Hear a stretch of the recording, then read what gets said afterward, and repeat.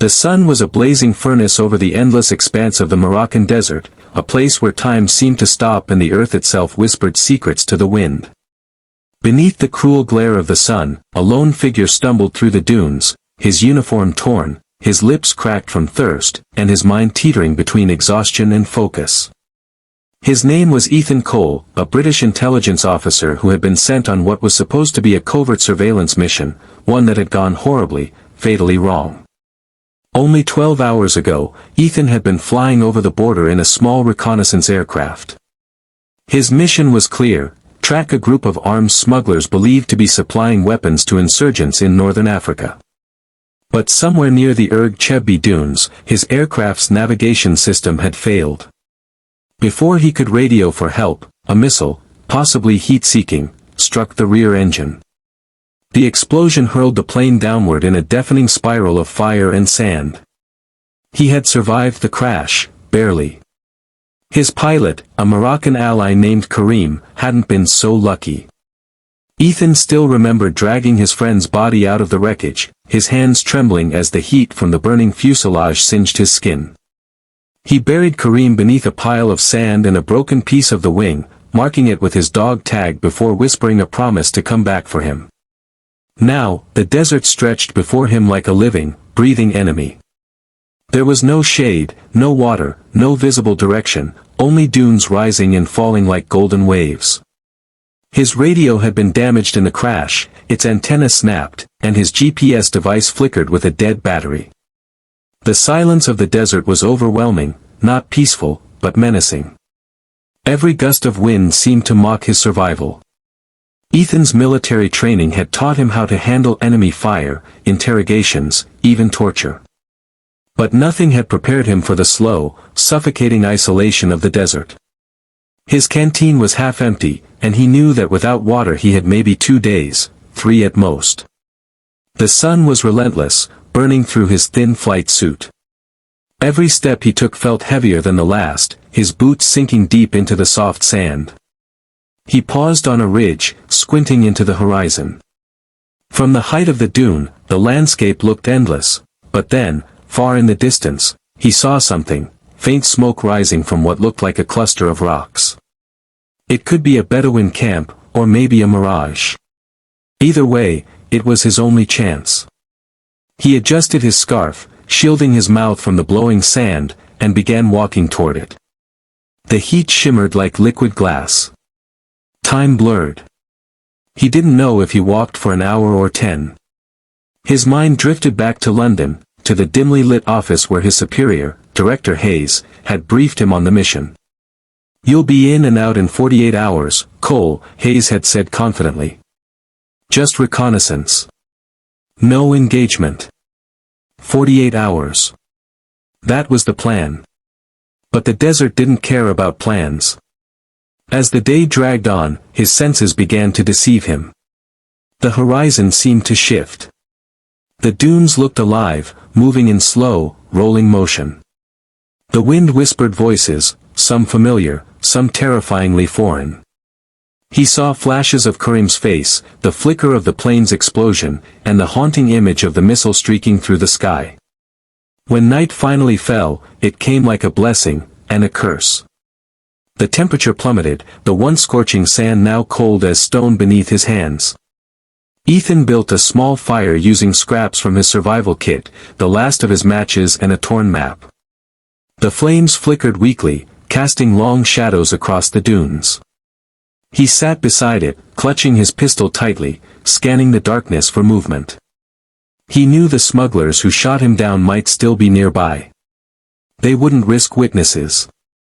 Somewhere out there, beyond the dunes, he imagined their trucks, their rifles, their laughter. He had overheard intelligence reports that this region was crawling with black market dealers and ex-soldiers. If they found him alive, they wouldn't hesitate to finish the job.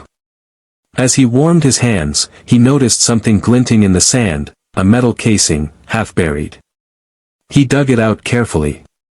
It was a shell fragment from the missile that had destroyed his plane. He turned it in his hands, studying the serial number. It wasn't Russian, nor American. It was a make he recognized from intelligence briefings, a European design sold on the black market. His eyes narrowed.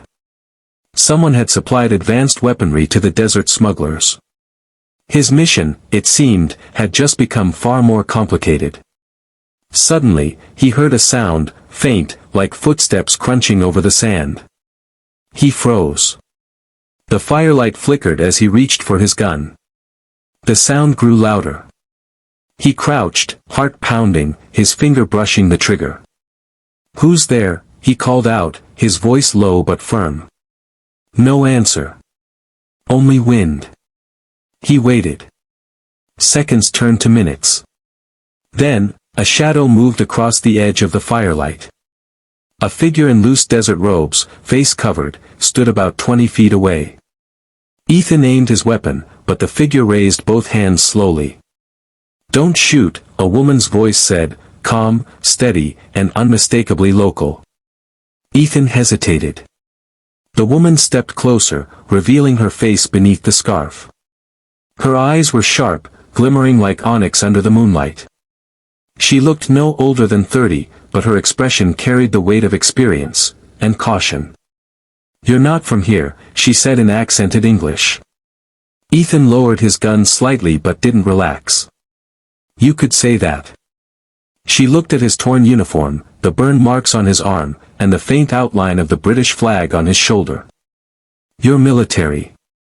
"Intelligence," he corrected, though he knew he shouldn't have said that. The woman studied him for a moment, then knelt to inspect the remnants of the missile fragment he had found. "You were shot down," she said flatly. Ethan nodded. "You with them?" "Them?" she asked. "The men who fired that missile." She shook her head. "No. But I know who they are. And if they know you're alive, they'll come for you." Ethan's pulse quickened. "Then I need to move before dawn. Do you have water?" The woman reached into her satchel and handed him a small canteen. He drank greedily, feeling the cool liquid revive him. It was the best thing he had tasted in days. "My name is Amina," she said. "I trade supplies between villages. But lately, these lands are no longer safe. Foreign soldiers. Weapons. People disappearing." Ethan wiped his mouth. "Then you've seen them? The smugglers?" She hesitated. "They call themselves Al-Tariq. The Path. But they're not just smugglers anymore. They have drones, satellite phones, even armored vehicles. Someone powerful is backing them." Ethan's mind raced. "Do you know where they're based?" Amina gave him a wary look. "You want to find them? You won't survive a day inside their territory." "Maybe not," he said, standing up, "but I didn't come all this way to die in the sand." She sighed. "You're a fool, soldier. But I've seen fools become legends." For a long moment, the two stood in silence, the desert wind howling around them. Finally, Amina spoke again. "There's an old fort 2 days from here. Abandoned after the war. If you reach it, you might find a working radio. But you'll need to move at night. The dunes are crawling with patrols." Ethan nodded. "Then I'll move at night." She gave a faint, approving smile. "You'll need guidance. I know the terrain. I can take you there, for a price." "What kind of price?" "Not money," she said quietly. "When this is over, you'll tell your people about what's happening here. The world doesn't care about this desert, not until it's too late." Ethan looked at her for a long moment, then extended his hand. "Deal." Amina hesitated, then took it. Her grip was firm. That night, they buried the remnants of his campfire and began their journey under a sea of stars. The moonlight illuminated their path as they moved between the dunes, silent and alert. Ethan followed her closely, trusting her instincts. Every now and then, he'd catch her glancing back, as if listening for something beyond the wind. As the hours passed, the bond between them grew, not of friendship, but survival. She taught him how to read the desert, how to find direction using the stars,